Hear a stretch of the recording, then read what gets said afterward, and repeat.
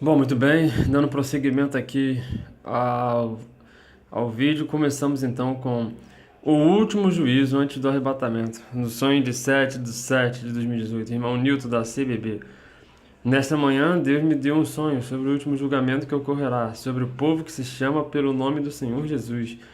Deus me mostrou uma versão global. No início do sonho, eu entrei dentro da igreja e vi que tinha paredes, portas e janelas, e o chão não era piso, e sim pasto, igual aqueles de gado. Os bancos estavam se quebrando, e moles, parecia que ia cair. Tentei sentar em um deles, mas não foi possível. Avistei um que estava mais ou menos bom. Me sentei e olhando à frente vi que estava chegando um músico, com um violão, celo na mão, dobrei os meus joelhos e fiz a minha oração de comunhão. Terminando a oração, abri os meus olhos e vi que aquele músico estava sentado no banco da frente do que eu estava, mas vi que ele estava não com o violão celo, e sim com o violino.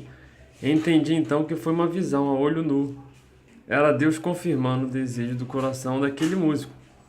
E eu já ia profetizar para ele, mas antes de profetizar, estendi a minha mão direita para saudá-lo. Mas infelizmente ele me ignorou e não quis me saudar. Saudei ele novamente pela segunda vez e ele permaneceu com aquele coração endurecido e não deu tempo de profetizar a ele. Porque neste exato momento olhei no corredor da igreja, que era pasto, e vi uma água entrando dentro da igreja com muita violência. E, e vi que as águas foram se tornando sujas e chegavam até acima da minha cintura. E numa correnteza muito forte, saindo de lá, fui passando na lateral de uma outra CCB. E vi lá dentro que todas as irmãs estavam vestidas de noivas. E ouvi a voz de um ancião que estava realizando um casamento ilícito. E aquela era a terceira sessão, a última para completar o matrimônio.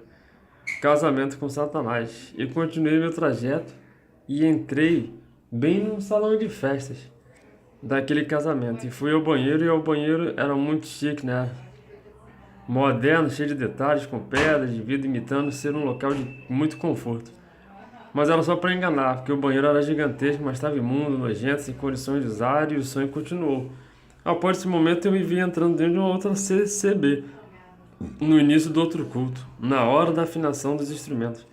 E entrando, peguei um instrumento, sentando eu, vi que não era o meu sax soprano, e sim um trompete, cor de ouro. Cor de ouro. E de repente me vi dentro de outro endereço da CCB. E olhando à frente tinha um homem do mundo pregando dentro da igreja. E falava com muita arrogância e blasfemava contra Deus, e todos estavam contentes com aquela pregação. E olhei na lateral, na esquerda, interna da CCB, e vi uma quantidade enorme de miniaturas de imagens de idolatria da igreja católica. E uma das imagens que vi era uma que decoravam ela com uma roupa azul, clara e branca. Esta não é a primeira vez em sonho que Deus me mostra essa mesma imagem dentro da CCB. Esta é uma declaração sobre o que está acontecendo no meio da Irmandade em geral e o que Deus precisa fazer para educar o seu povo e fazer com que eles acorde para a vida e para a realidade. As águas fortes entrando na igreja é o julgamento final, antes do arrebatamento. E nós, os remanescentes, vamos ver isso acontecendo e temos que gritar a todos, mesmo na hora do julgamento, porque ninguém vai ser inocente nesta hora que é agora. E na minha oração de manhã, perguntei ao Senhor, e estes sonhos que o Senhor me deu, o que me diz? Deus me disse que Isaías 53. Continuei orando, novamente o Senhor me disse, este é o último julgamento que vou fazer no meio da minha igreja. Assim diz o Senhor, eis que meu filho amado está voltando, ó minha igreja. Até hoje eu dei ouvidos a vozes estranhas que dizem que sou eu que estou falando, joga no lixo todas essas palavras projetadas pelo homem, e fique somente na minha palavra. A verdadeira, a Bíblia, sai do meio dessas doutrinas de homem, que mais afasta o meu povo de mim do que a junta. Eis que a minha ira se acendeu contra vós, e com todos os seus pastores, porque vocês não dão ouvidos à minha palavra. Tenho usado dos meus vigias da última hora, os meus profetas, que têm feito de tudo para que vocês acordem. Mas se vocês não deram valor no meu filho que padeceu muito, e ainda em troca de tudo que ele fez por todos vocês, ainda foi crucificado para trazer a salvação a todos vocês que até nos dias de hoje o crucificam por causa dos vossos atos. que praticam todos os dias e todas as noites. Eis que estou trazendo sobre todos vocês um dilúvio de julgamento que vou usar de quem eu quero para fazer isto. E todos saberão que eu sou Deus. Eis que a trombeta já está na mão do meu anjo. Se prepare, meu remanescente, arrume as suas bagagens espirituais, se posicione e esteja com o seu passaporte na vossa mão, porque eu já dei o visto e já carimbei. Esteja na fila da saída. Olhe para o alto e não tire seus olhos de mim, porque num abrir e fechar de olhos, todos vocês desaparecerão desta terra. Eu vou trazê-los para minha casa. Meu remanescente, a minha noiva, minha amada, minha eleita. Tudo já acabou. Já estou indo. Eu te amo. Um valor eterno, palavras finais de Jesus, o Senhor. A hora já chegou. Neste momento os céus já estão em festa, aguardando a nossa chegada lá. O Senhor Jesus mesmo disse, tudo acabou. Então vamos fazer tudo como Ele nos tem preparado. São do irmão 7/7 de 2018, irmão Newton da CCB. E outra coisa a respeito da Copa, para quem se iludiu com a Copa aí, o Brasil entregou o ouro, gente. O Brasil entregou o ouro e está relatado, copiei, mandei para uma irmã aqui. Ela recebeu, só não sei se leu, mas eu mandei e no caso eu estou conferindo aqui. Está na Débora, a irmã Débora aqui. Vamos ler para concluir o vídeo. Um escândalo que todo mundo suspeitava. Talvez isso explique a razão do jogador Fernandinho ter declarado a seguinte frase após o jogo do Brasil em Kazan: se as pessoas soubessem o que aconteceu na Copa do Mundo, ficariam enojadas. Todos os brasileiros ficaram chocados e tristes por terem sido eliminados da Copa do Mundo da Rússia, na Copa do Mundo da Rússia. Bom, não deveriam. O que está exposto abaixo é a notícia em primeira mão, que está sendo investigada por rádios e jornais em todo o Brasil e alguns estrangeiros também. Praticamente o mundo, né? Mais especificamente a Wall Street, Journal of America e o Gazeta dello Sport, e deve sair na mídia em breve, assim que as provas forem colhidas e confirmarem os fatos.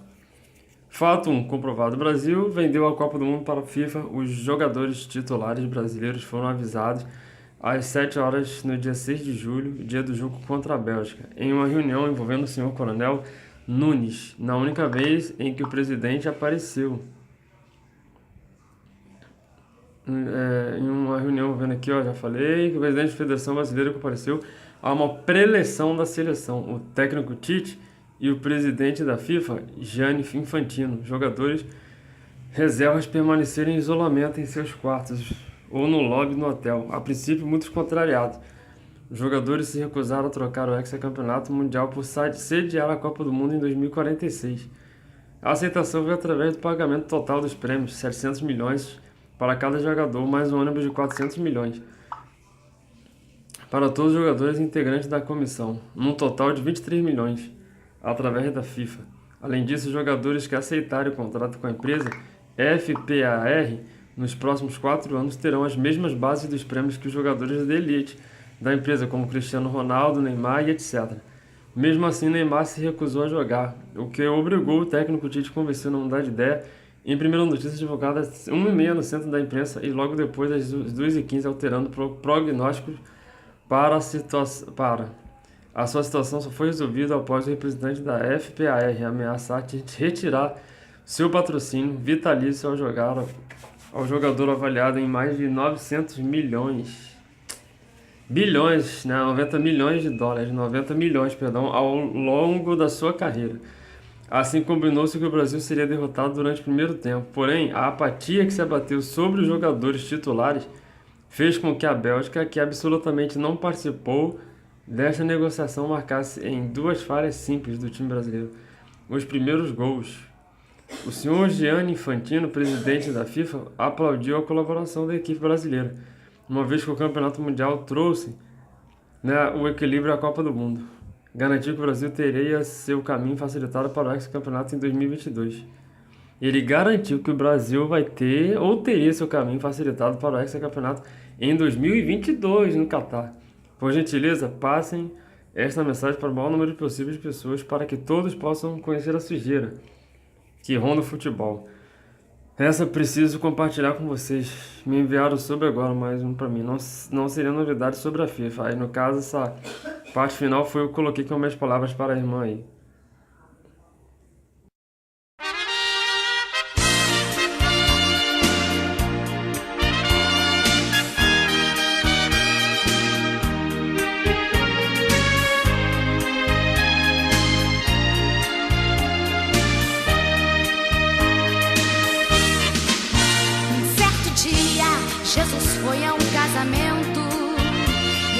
chegando, o milagre operou e transformou água em vinho precioso.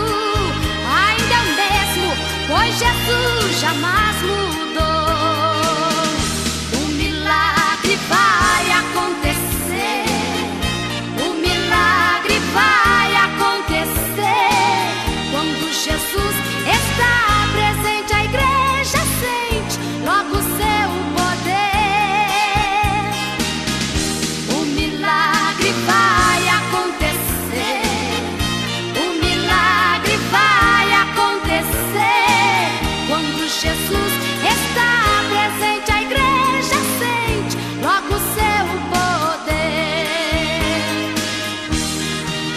Maria e Marta estavam juntas desoladas, pois seu irmão na sepultura já estava.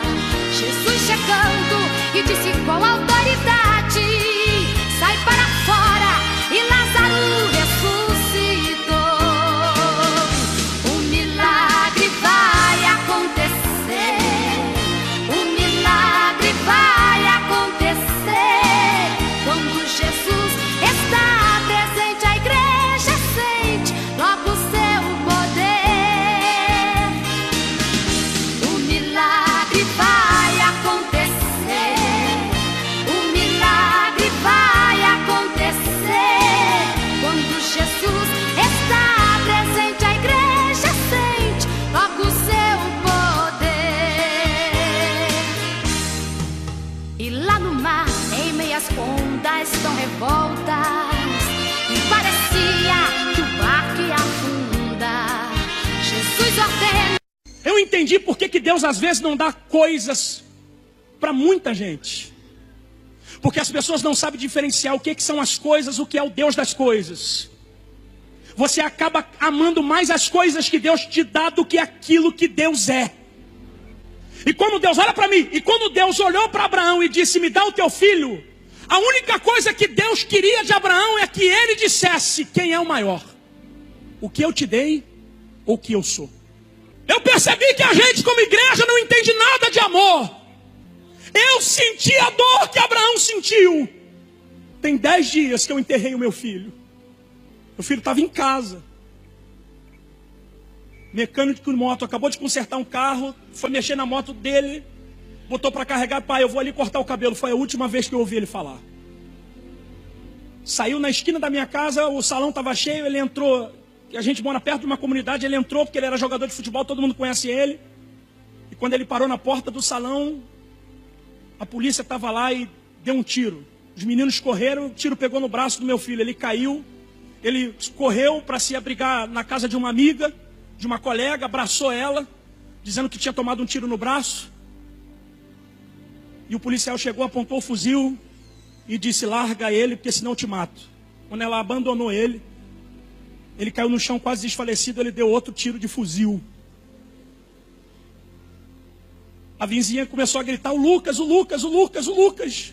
Minha esposa desesperada, balearam o Lucas. E isso foi em 8 minutos. Dele sair da minha casa e a gente ouviu os estampidos. Quando eu cheguei lá, eu vi uma cena que eu não queria que nem o maior inimigo visse. Um filho que você criou crente, que estava com uma camisa escrita: eu sou a Bíblia que o mundo lê. Respeitado por todos, caído como bandido.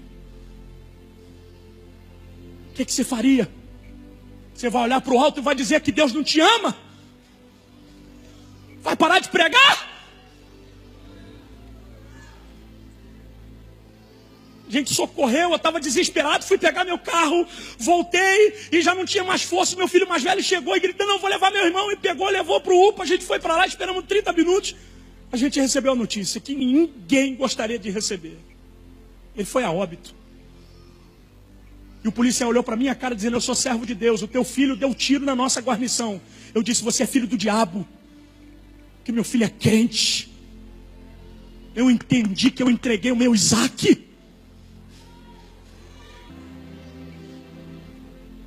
O que você faz? Você olha para o céu e você não vê Deus? Você vai para o culto e vê que Deus vai bradar, que Deus vai livrar, que Deus vai fazer, e Deus não fez contigo isso? E Deus não fez isso na tua família. Entenda que Abraão, quando subiu para o monte, Deus não falou mais nada. Porque agora é eu e você. Eu quero saber quem tu ama mais.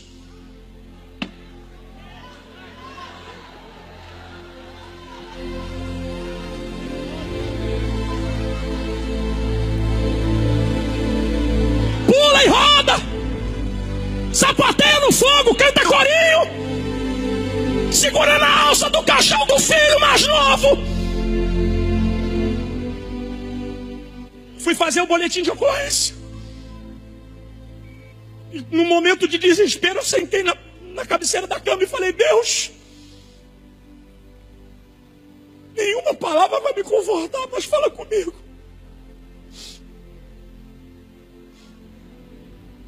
Irmã Helena, meu filho sempre jogava bola com uma camisa de número 22. Sempre. 19 anos, sempre, pastor. Sempre. Eu comprei uma camisa para ele de um time. Eles, nos jogos que ele ia, ele sempre gostava de jogar com a camisa 22. E quando eu sentei e comecei a respirar, o Espírito veio ao meu coração. E me fez lembrar disto. Lucas 22. Eu falei: meu filho tinha 19 anos, Senhor. Nunca dormiu fora de casa. A primeira vez que meu filho dormiu fora de casa foi na mesa do ML. E Deus me fez lembrar a idade dele. Eu fui abrir a Bíblia, no afã daquilo ser mentira. E na Bíblia está escrito assim: este é o meu corpo que é partido por vós. Eu sei que meu filho está salvo.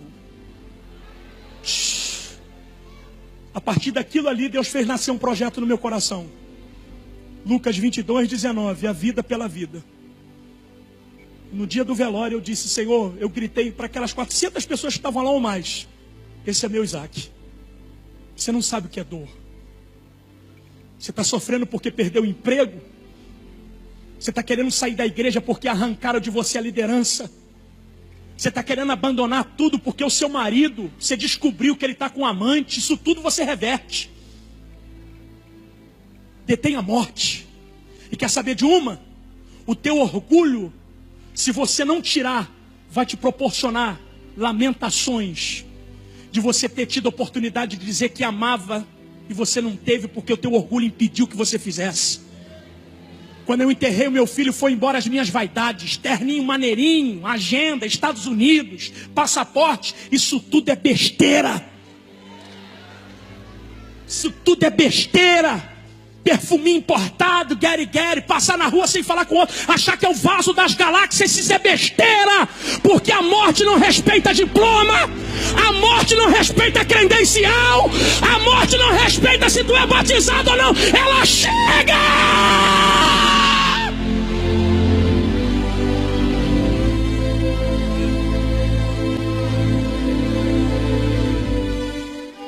Já sentiu dor?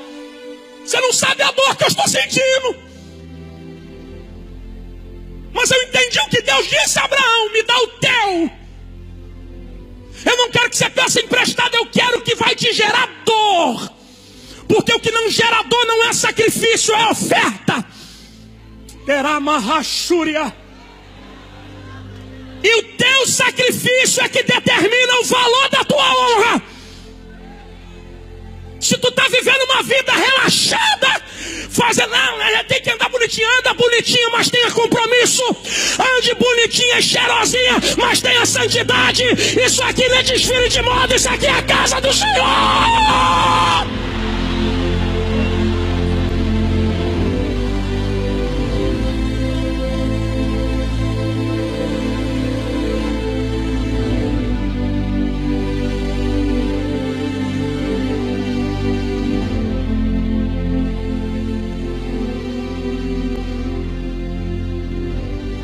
A fé de Abraão não foi provada quando Deus fez promessa para ele. A sua fé não vai ser provada quando Deus te faz uma promessa e Ele espere que você acredite que aquilo vai se cumprir. A tua fé vai ser provada quando Deus te pedir. Porque fé para avançar a gente tem, o problema é ter fé para perder. E entender que isso é obra de Deus e não é obra do acaso. Segure a mão da tua irmã e pergunte para ela quem você é quando Deus te faz perder.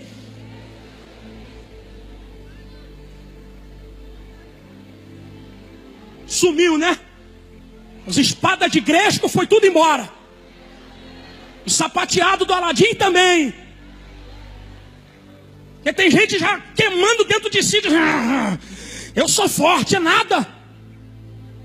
Porque o que você resiste é o que vai determinar onde você pode chegar. Porque tem coisa que Deus não vai mudar, você precisa passar, mas Ele vai te ajudar. Ele vai te ajudar a suportar. Agora resiste isso. Porque o que você está resistindo agora está dizendo para o céu aonde você está disposto a chegar. Que é uma palavra: Deus não vai deixar você parar. É quando suas ideias florescem entre os jovens russos e o que parecia apenas uma ideologia transforma-se no que será o maior genocídio da história da existência humana.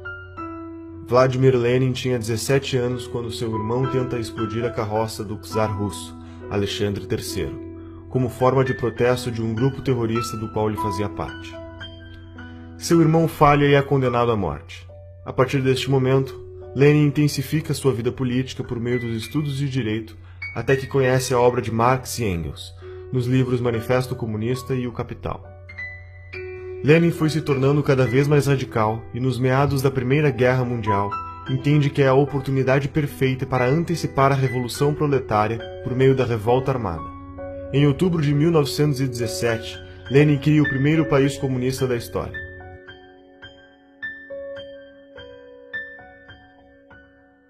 Cinco anos depois, Lenin morre. E aquele que era para ser seu sucessor natural, Leon Trotsky, por defender que o comunismo deveria ser aplicado no mundo inteiro, sofre um golpe de Joseph Stalin, o homem que via ganhando poder dentro do partido, com a ideia de focar seus esforços na Rússia. Stalin só desocupará o governo depois de 30 anos, deixando para trás mais de 20 milhões de pessoas mortas. Essas consequências são fruto da mentalidade revolucionária, que vislumbra uma utopia teórica, e por se tratar de uma ideia sobre um futuro idealizado, não pode ser submetido a nenhum crivo de moralidade ou razão do presente e muito menos do passado. O comunismo sempre renegou a natureza humana, usando teorias supostamente científicas para embasar a busca de um novo homem. O extermínio humano se justificava na busca de uma sociedade apenas de homens evoluídos. A famosa utopia comunista.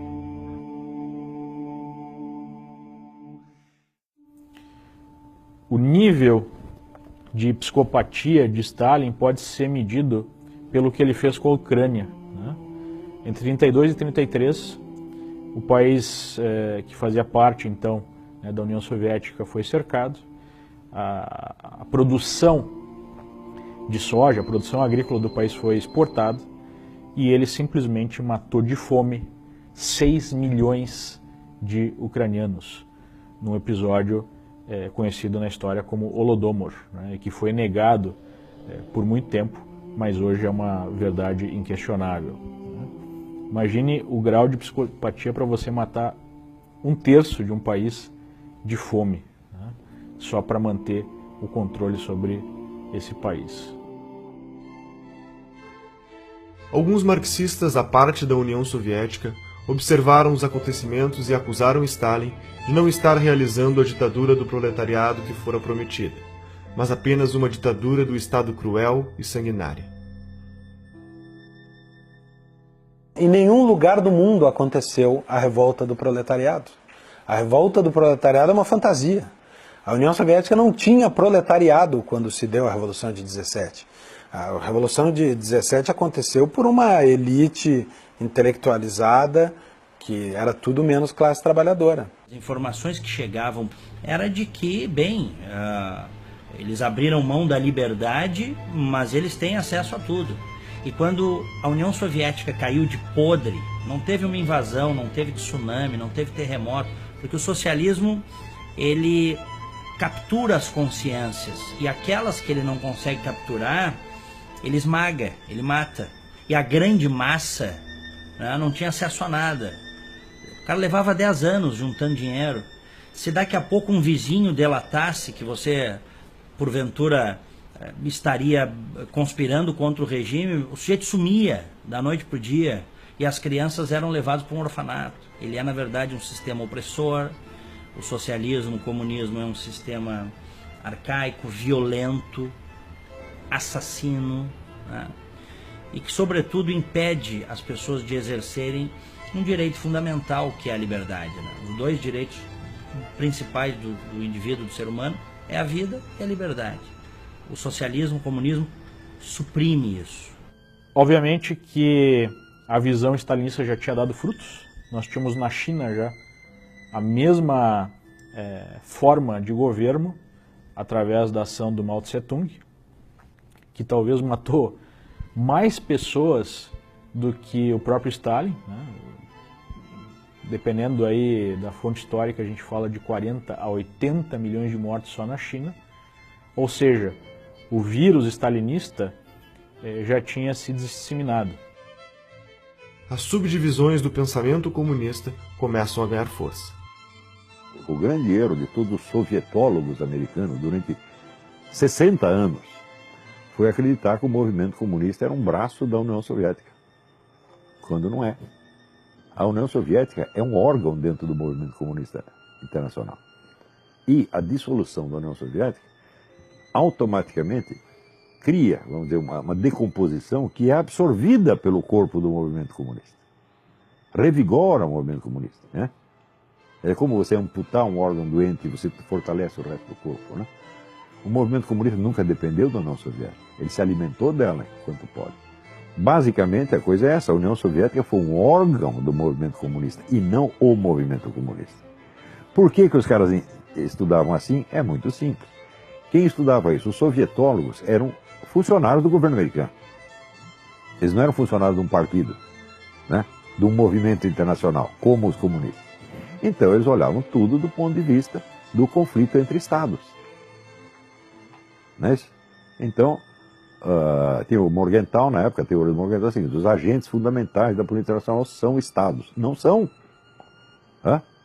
O movimento comunista é muito maior do que um estado.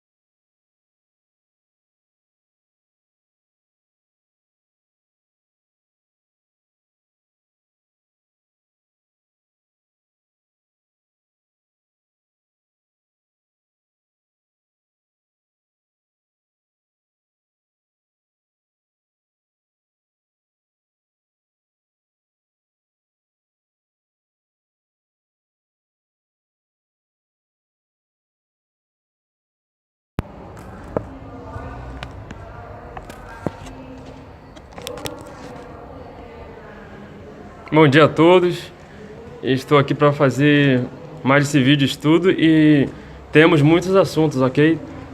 Então, vamos falar sobre o arrebatamento, vamos falar sobre a Terceira Guerra Mundial, sobre o Armagedon, sobre o milênio, sobre as coisas que aconteceram aos judeus no passado, as coisas que estão acontecendo agora que são semelhantes que vão acontecer assim que Jesus nos retirar daqui, e outros assuntos também, colocando em pauta aí todas as coisas que precisamos divulgar, o que aconteceu na Copa do Mundo, etc. São muitos assuntos. E dentre esses assuntos agora vamos começar com este aqui, ó. Vou ampliar aqui. Bom, a grande tribulação. Na live falaremos de tudo que faz parte de antes, durante e depois do arrebatamento. A grande tribulação é um tempo de muito sofrimento no mundo que vai acontecer um pouco antes do fim dos tempos. Haverá guerras, pragas, perseguição a quem ama Jesus. No fim da grande tribulação, Jesus voltará. Tomem nota, no fim da grande tribulação. Aí Jesus volta, mas aí a terceira vinda dele. Na Bíblia existem muitas profecias sobre o tempo de grande tribulação, antes do fim do mundo.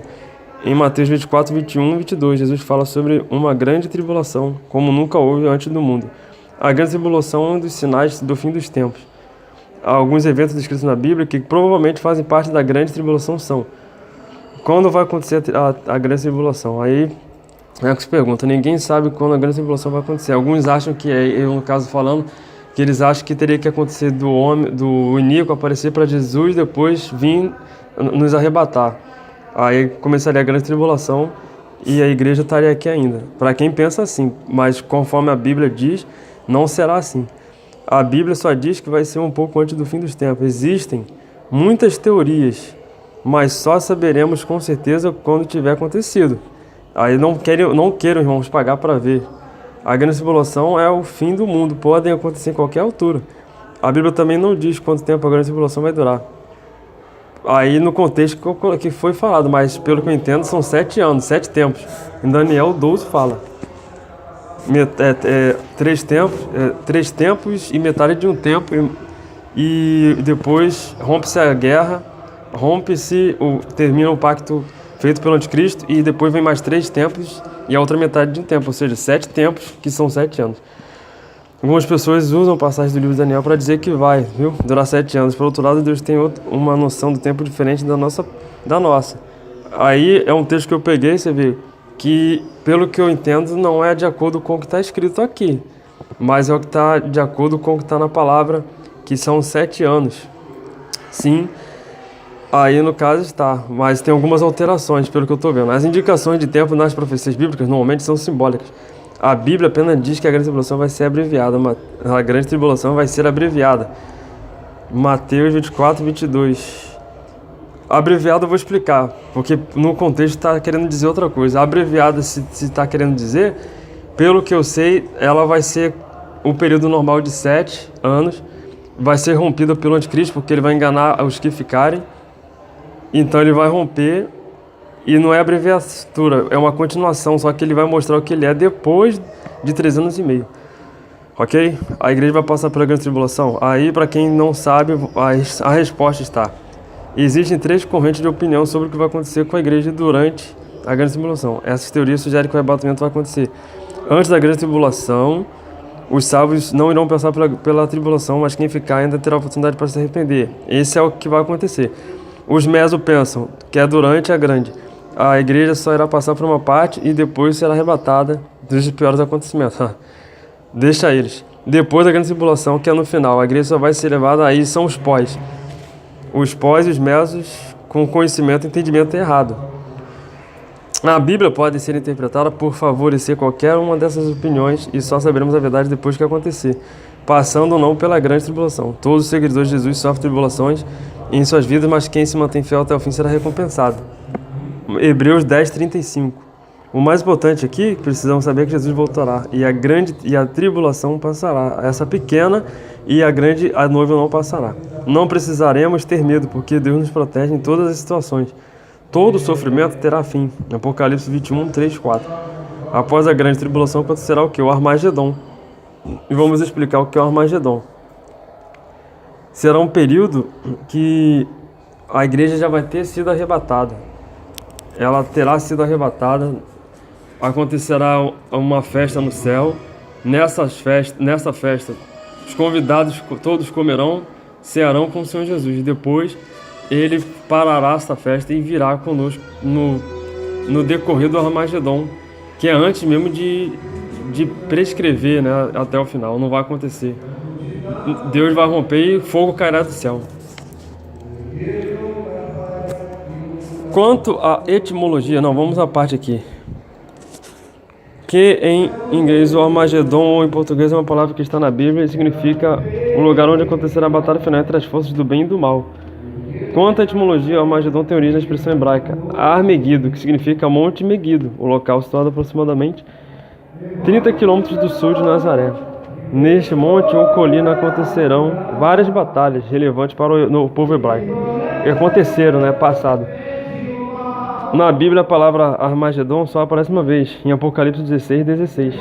Então, os três espíritos os reuniram no lugar que em hebraico é chamado Armagedon. A Bíblia sugere que neste lugar acontecerá o conflito final entre Deus e os espíritos malignos. Alguns autores afirmam que a passagem em Jeremias 46:10 também é uma referência do Armagedon, e por isso acreditam-se que o local fica perto do rio Eufrates. Muitas vezes a palavra Armagedon está relacionada com o fim dos tempos, né? Fim dos tempos e através de uma última batalha de destruição total. Também costuma ser usada para descrever uma grande e importante conflito. Por esse motivo, esta palavra é bastante comum em vários filmes e seriados. E pelo que eu entendi, amados, não é como alguns estão botando no zap, que precisará acontecer o juízo nos Estados Unidos ou em qualquer parte para que aconteça o arrebatamento. Não. É como a irmã Bispa Magda falou, Jesus vai nos proteger até o dia da volta dele. Quando acontecer a hecatombe, ou seja, o terremoto mundial que vai atingir todas as estruturas do núcleo da Terra, antes Jesus vai nos arrebatar, momentos antes ou até mesmo antes, não importa se é um dia, se é minutos, mas antes de acontecer o terremoto, este terremoto mundial, Jesus vai nos arrebatar daqui. Então, não deem ouvidos a outros que põem palavras que fulano de tal falou, fulano de ciclano, Beltrano, Messias, falou umas coisas, mas também não confundam algumas coisas que ele disse. Algumas pessoas têm interpretações erradas. Cada pessoa fala de um jeito que entendeu. O que ele falou, a maioria das coisas aconteceu. David O. realmente é uma das duas testemunhas, mas não distorçam também todas as palavras que as pessoas, nós irmãos falamos. Todos falamos, mas analisem. Não creiam de tudo em primeira instância. Analisem e de acordo com a palavra, na palavra está o certo, entendeu? Deus abençoe, vamos continuar dando prosseguimento. Vamos falar agora aqui o link na descrição acima, né, que fala da próxima guerra, que será a Terceira Guerra. A Terceira Guerra Mundial, ela vai ser antes de acontecer aliás, será após o arrebatamento, que eu não coloquei aqui, porque eu vou utilizar o link agora com a internet. A ordem arrebatamento acontece, depois a guerra, essa Terceira Guerra, depois vem o período da Grande Tribulação, depois da Grande Tribulação vem o Armagedon, depois do Armagedon o milênio, ok?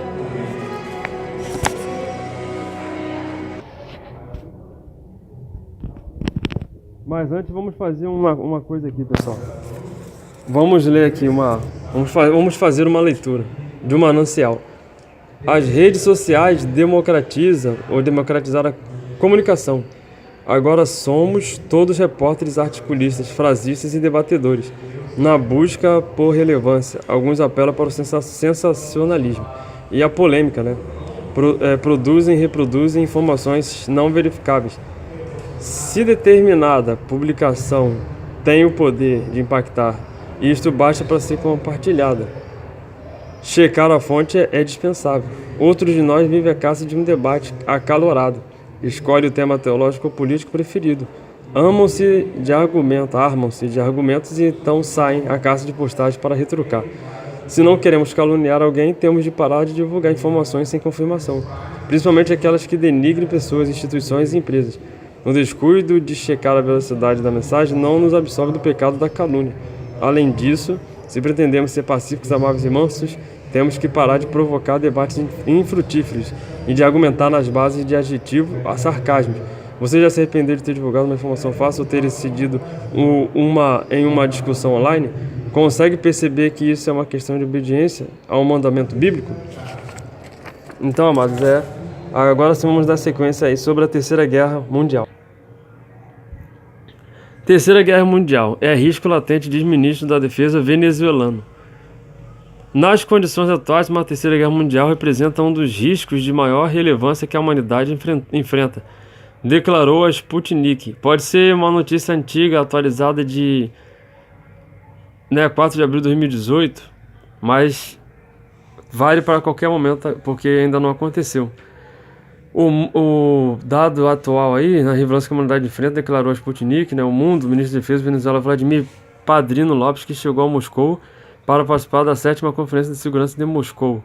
A liderança política aí supremacista que existe hoje nos Estados Unidos carece muito de política e tem muita impulsividade emocional, se afasta muito da diplomacia e recorre muito mais às agressões e ameaças. Acredito que estamos enfrentando uma certa possibilidade de confronto, uma conflagração a nível global, sublinhou ele. Para Padrino Lopes, é uma ameaça terminal que acabaria com a humanidade inteira, com o planeta inteiro. O ministro da Defesa russo revela o objetivo da coalizão internacional na Síria. Vemos uma principal ameaça neste mundo em convulsão, o surgimento da Guerra Fria, guerra que querem gerar propósitos das intenções deliberadas e hegemônicas do Império Norte-Americano, que colocou sobre a mesa a possibilidade de uma guerra mundial, declarou o ministro. Além disso, afirmou que o mesmo interesse norte-americano de estar dividindo, de estar acabando com as culturas inteiras e com a consequente criação de grupos terroristas no mundo, faz com que o terrorismo seja um fator que também se transforma em uma grande ameaça.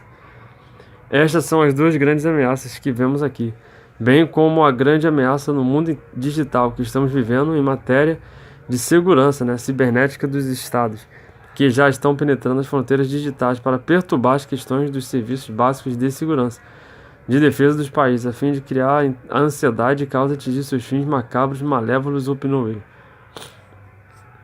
Bom, aí não é tudo sobre a Terceira Guerra Mundial, tem mais. Vamos voltar aqui para poder continuar. Se a página carregar, a gente fala, senão eu vejo o que eu faço aqui. Vamos lá, é aqui, clicar no link.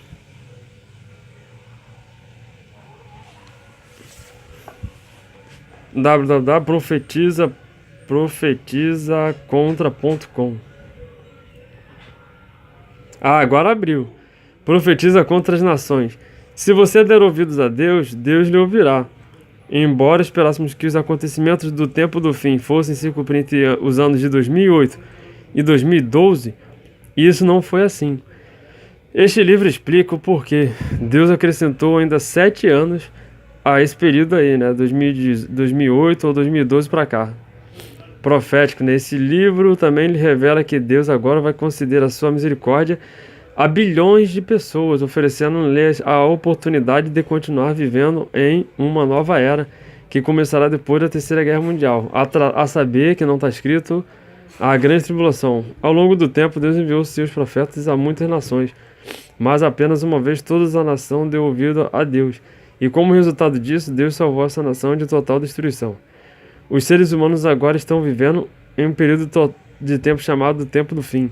Isso não significa o fim da raça humana, mas o fim do autogoverno do ser humano. E se Deus não intervir para pôr fim a esta grande guerra nuclear que está às portas, os seres humanos se destruirão totalmente. Totalmente. Isso é o que diz Deus Todo-Poderoso e nos mostra, Nossa civilização está vivendo tempos de angústia. O mundo está sendo confrontado com a realidade de que os seres humanos não são capazes de governar a si mesmos, como deveriam. Milhares de pessoas morrerão no que será o pior momento da história da humanidade, e quem dará ouvidos a Deus para assim salvar a sua vida? Então aí está falando acerca da Terceira Guerra Mundial. O Ronald Reagan, o último profeta e apóstolo que Deus enviou às nações.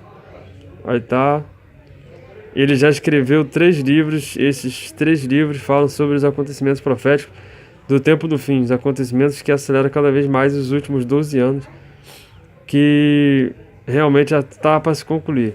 No presente livro, profetiza contra as nações. Ronald Reagan procura informar e avisar as pessoas sobre uma guerra que está prestes a estourar, que é a TGM, Terceira Guerra Mundial. Ele explica a importância de entender o que Deus disse sobre esta última guerra, que os seres humanos vão causar na que bilhões ou trilhões de pessoas perderão suas vidas. As pessoas precisam ser informadas sobre isso para que possam saber como sobreviver a este holocausto nuclear. Trilhões aí é só para exagerar, pessoal. Eu sei que não tem, o mundo só tem bilhões. Como profetas e apóstolos de Deus, para o tempo de fim, Deus deu a Ronald Reagan a revelação sobre o período de tempos específicos quando esta guerra poderá acontecer. O primeiro deles, quando o colapso econômico global, o CEG, levantamentos no governo e a Terceira Guerra Mundial poderiam ter acontecido. Foi o período entre 2008 e 2013. No seu auge, no seu livro O Último, ele explica como Deus, na sua misericórdia, concedeu aos seres humanos 7 anos mais e antes que esses acontecimentos comecem. Ele também explica o que Deus mudou no que se refere ao tipo de destruição e à extensão desta destruição, que terá lugar, e que Ronald Reagan escreveu no seu último livro, Profetiza contra as Nações, é um último aviso que Deus agora está dando aos seres humanos. O segundo período de tempo, quando a Terceira Guerra Mundial estoura. E vai ter lugar sim, não é tão extenso como o primeiro. É um período de tempo entre o final de 2017 e maio de 2019. E a mensagem de Deus, que por meio de seu profeta, é muito simples. Se você der ouvidos a Deus, Deus lhe ouvirá. É só falar com ele. Outros livros de informação. Ronald Reagan é pastor da Igreja de Deus, preparando-se para o Reino de Deus, COG PKG. A Igreja de Deus observa a Sabat no 7º dia da semana, no sábado, e também os 7 dias sagrados anuais de Deus, mencionados no Levítico 23. E nosso objetivo é guiar e ensinar as pessoas que Deus está chamando a sua igreja nesse tempo aí do fim, bem como as pessoas que estão despertando da dispersão que ocorreu na Igreja de Deus, a Universal. A Igreja de Deus preparando para o reino, aí está o desenho, a COG PKG. Outro livro de Ronald Reagan, 2008, O Último Testemunho de Deus, anunciado é o tempo do fim. Então, aí está, falando sobre a Terceira Guerra Mundial, conforme eu havia falado, que vem após o casamento, e depois disso vem o período profético dos 7, aí depois sim o Armagedon, que é no final dos 7, e depois do Armagedon, ou junto o milênio, só que quem vive o milênio é o noivo.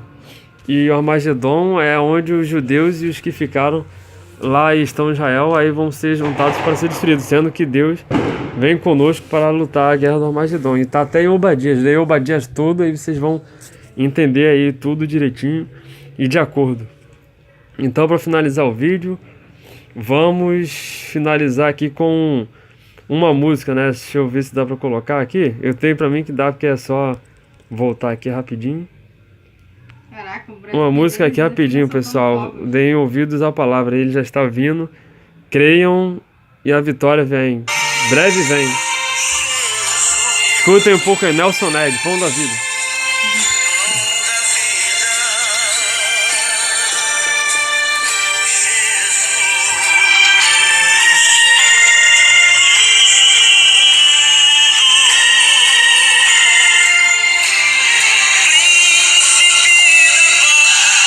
Vamos lá. Maravilhoso conselheiro, fonte de eternidade e amor, Jesus, Deus, Emanuel. Só Jesus é verdadeiro Deus conosco. Jesus, o verdadeiro Deus. Jesus Cristo, Yeshua Hamashia. Yahudá, Saibaú, árvore da vida, rio que brota do trono de Deus, alegria profunda no meu coração.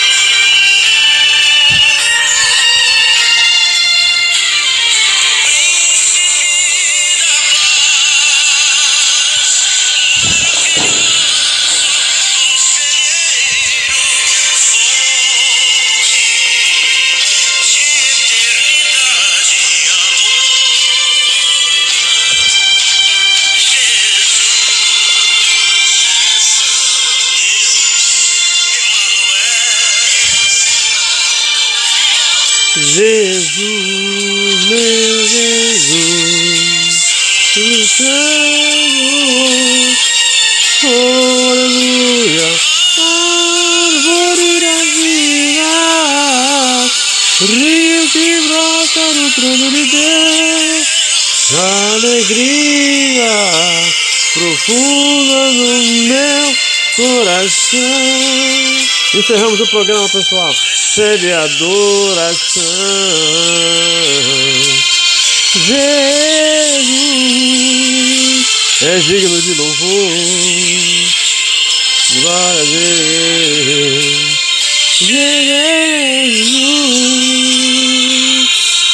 Jesus, Rei meu Senhor. Até o próximo vídeo aí, querendo Deus. Quem pedirá? Toda honra, toda glória a Jesus. Vamos lá. Sede adoração. Jesus.